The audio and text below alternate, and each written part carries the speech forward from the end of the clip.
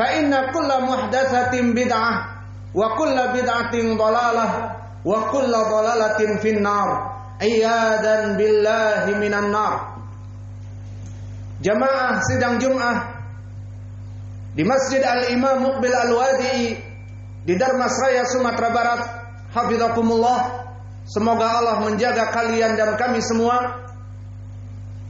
Ketahuilah bahwa di zaman ini telah digambarkan oleh Nabi kita Muhammadin sallallahu alaihi wa ala alihi wasallam, orang-orang yang berpegang kepada sunnah akan mendapat olokan dan akan mendapatkan istihza, ejekan.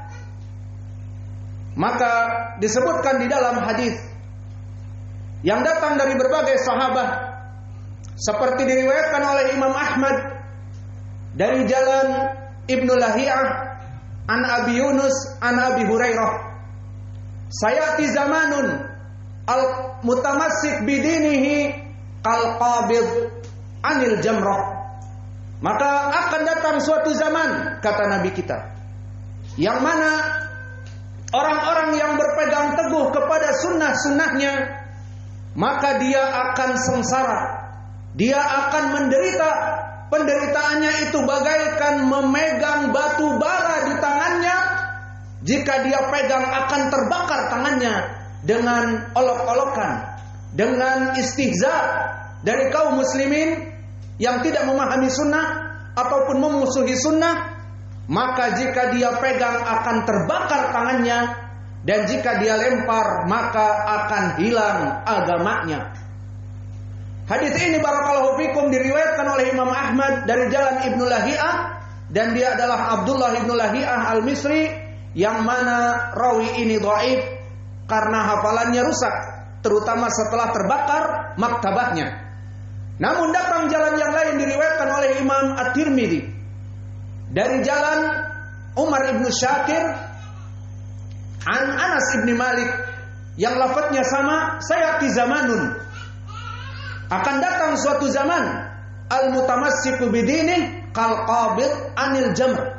Orang-orang yang berpegang teguh kepada agamanya bagaikan memegang batu bara api yang panas. Maka hadis ini pun sanadnya dhaif dikarenakan Umar Ibnu Syakir hafalannya rusak dari Anas.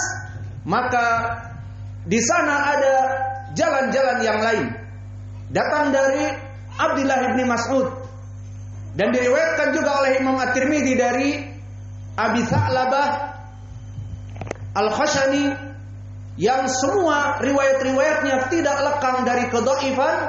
Maka bisa naik hadis ini kepada derajat paling sedikit hasan li ghairi ataupun sahih li ghairi.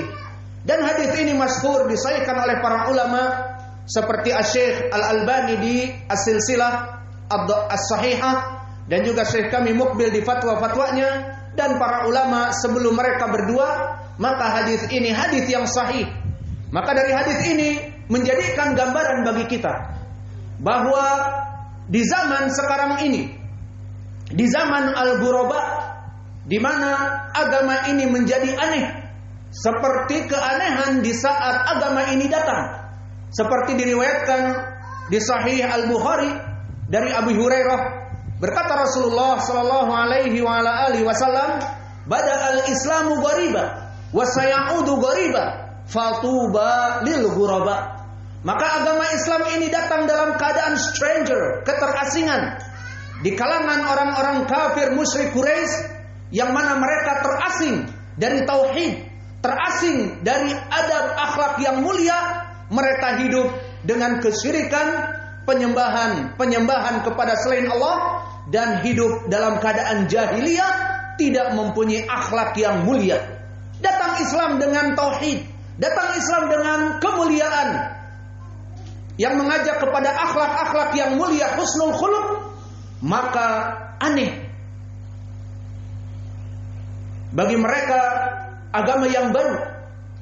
Dan kata Nabi, wasayaudu ghariba, dan kelak agama ini pun akan menjadi aneh. Namun anehnya bagaimana? aneh di kalangan kaum muslimin itu sendiri, itu yang menjadi perkara bagi kita. Di mana kita semuanya kaum muslimin, di saat orang melaksanakan sholat dengan sandal aneh, di saat manusia kaum muslimin menaikkan pakaiannya di atas mata kaki untuk laki-laki, aneh, kebanjiran. Di saat laki-laki memanjangkan jenggot, aneh, seperti kambing. Di saat perempuan menutup hijab dengan cadar, dikatakan ninja dan sebagainya. Maka sangat miris keanehan yang terjadi. Padahal mereka semuanya mengaku notabene kaum muslimin. Ini dikarenakan kejahilan mereka, kebodohan mereka kepada ilmu syar'i, sehingga yang sunnah dianggap bid'ah dan yang bid'ah dianggap lebih baik, dianggap istihsan fiddin, sehingga lahirlah bid'ah hasanah, bid'ah yang baik ala mereka. Maka pada kesempatan hari ini kita akan menjelaskan bahwa perkara memegang agama kal qabid anil jamrah di zaman sekarang ini sangat keras.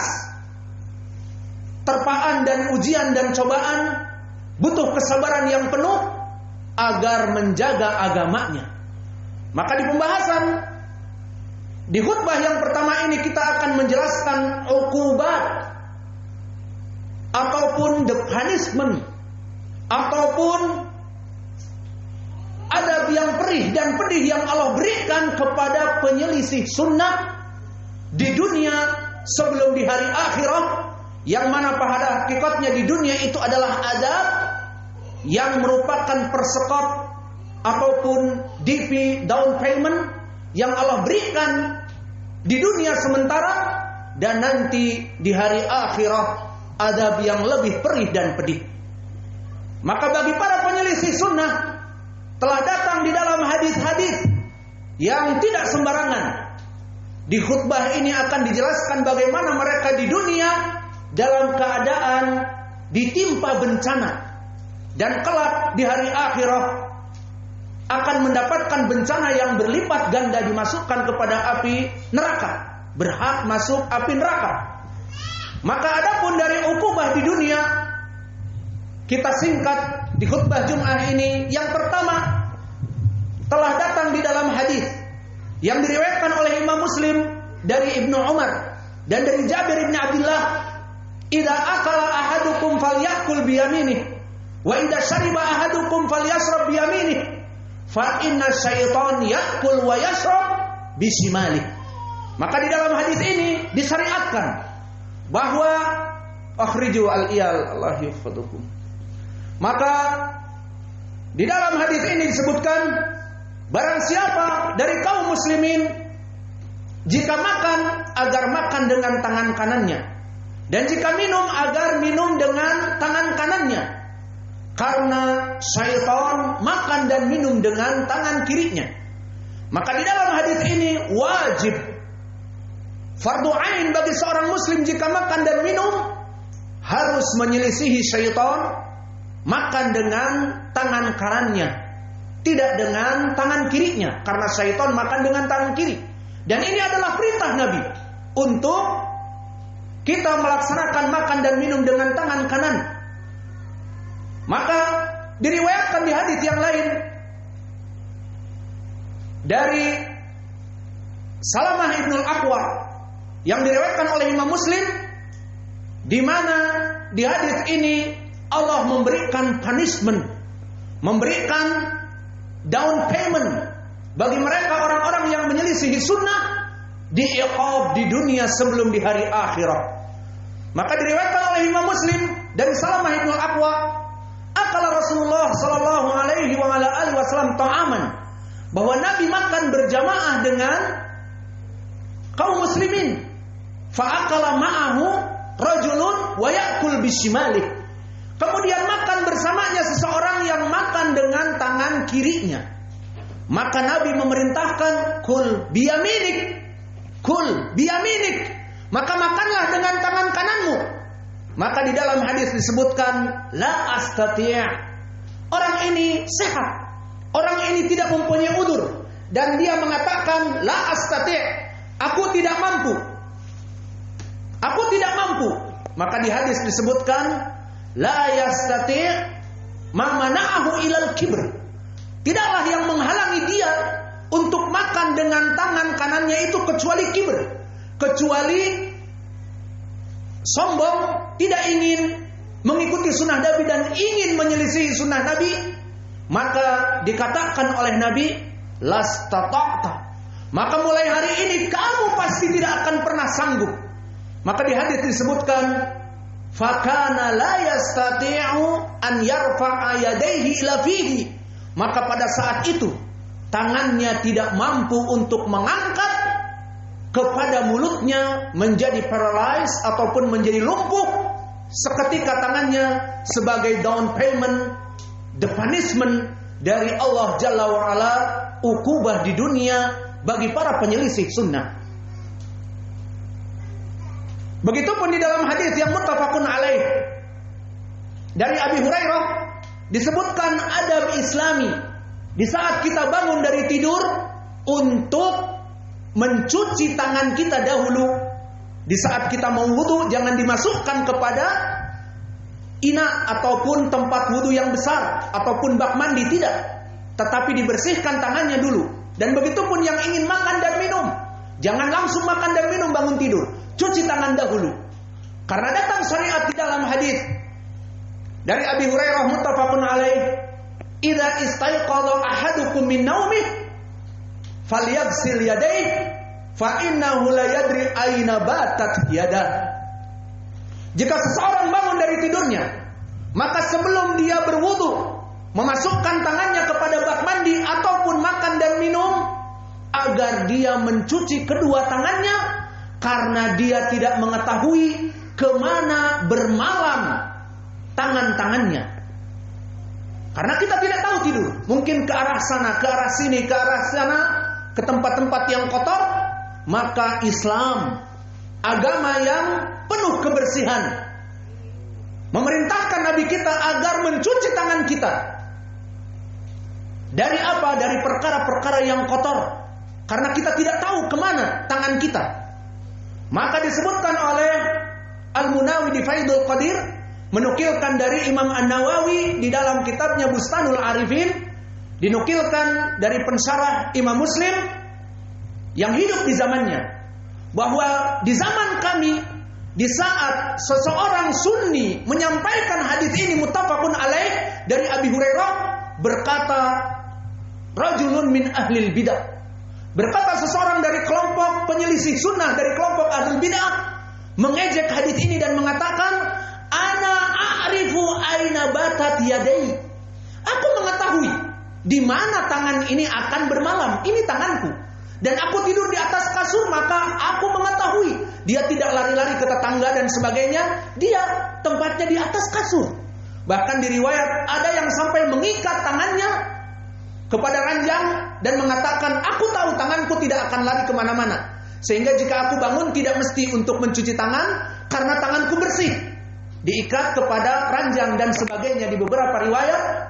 Maka kata An-Nawawi di Bustanil Arifin, fayati as-sabah fama asbaha ila hada rajulun mat, maka tidaklah di pagi hari dikerumuni rumahnya orang yang menyelisihi sunnah ini dan mengumumkan di depan manusia atas penyelisihan sunnahnya, mati. Bagaimana matinya?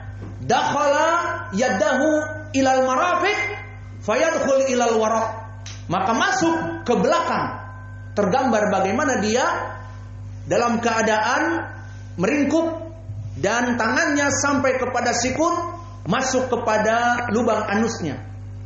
Mati, dipersaksikan oleh manusia bahwa dia beristihza, aku tahu tanganku di mana. Bahkan mengikat tangannya di beberapa riwayat, tanganku tidak jalan-jalan kemana-mana. Maka menyelisihi sunnah, fa'ina yadakum la tadri aina batat yadah. Karena kalian tidak mengetahui di mana tangan-tangan kalian, diejek bahwa aku mengetahui tanganku di atas firash.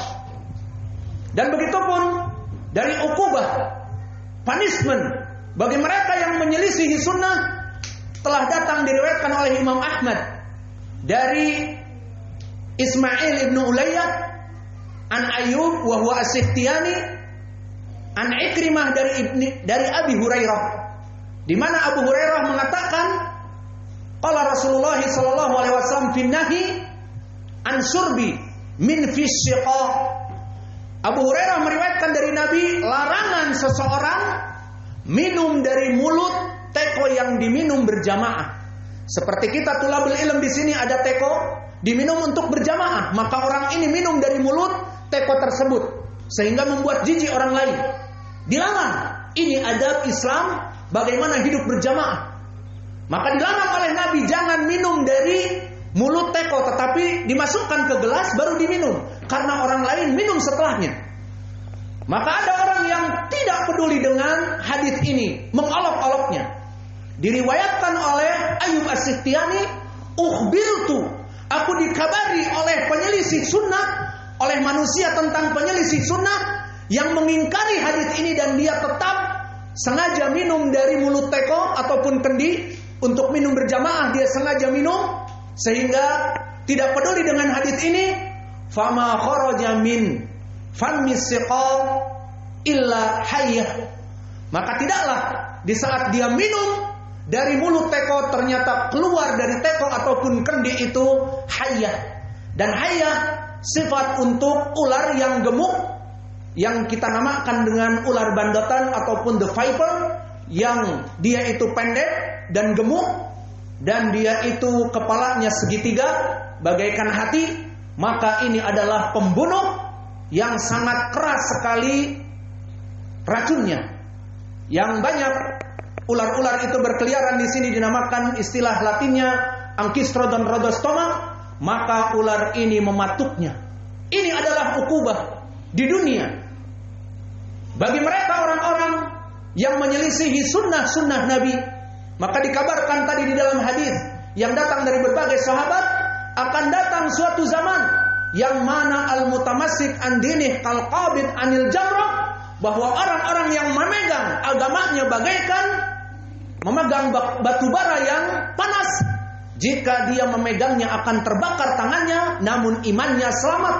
Dan jika dia melemparkan karena tidak sabar atas gunjingan manusia dan olok-olokan manusia, maka agamanya akan hilang. Dan itulah gambaran di zaman sekarang. Dan ini ukubah, punishment di dunia bagi mereka orang-orang yang menyelisihi sunnah. Astaghfirullah wa atubu ilaih. Fastaghfiruh innahu kana ghafurun rahimah.